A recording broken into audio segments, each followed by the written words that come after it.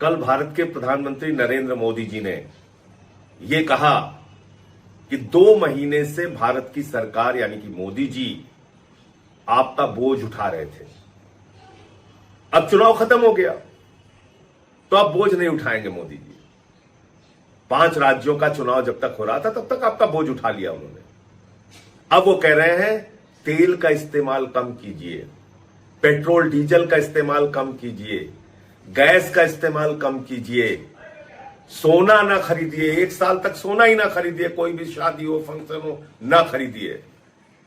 मोदी जी कह रहे हैं खाने के तेल का भी इस्तेमाल कम कीजिए। ये सारा ज्ञान चुनाव भर याद नहीं आया मोदी जी को। तब कह रहे थे कोई कमी नहीं है, पूरा भंडार भरा हुआ है, कोई समस्या नहीं है।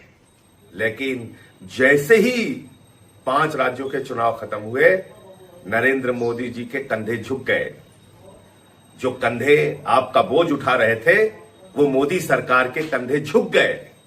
अब वो कह रहे हैं हम आपका बोझ नहीं उठाएंगे। खुद मोदी जी के ऐशो आराम में कोई कमी नहीं है। अब विदेशों की यात्रा भी करने जा रहे हैं, अब यूएई की यात्रा करने जा रहे हैं, तो वो विदेशों की यात्रा भी करेंगे। उनके लोग सोने का भी इस्तेमाल करेंगे, आडंबर का जीवन पूरी तरीके से बिताएंगे। उनकी रैलियों में लाखों लोगों को बसों में भर भर के इकट्ठा किया जाएगा, उसमें तेल की बचत की जरूरत नहीं है। लेकिन आपसे कहा जा रहा है देशभक्ति के नाम पर मिट जाओ और चुनाव में लाइन में लग के वोट देते रहना।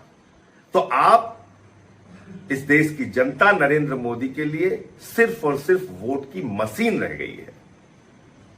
इसके अलावा हमारा आपका कोई इस्तेमाल नहीं है। सिर्फ चुनावी उपयोग है, उसके बाद आपको छोड़ दिया जाता है आपके हाल पे।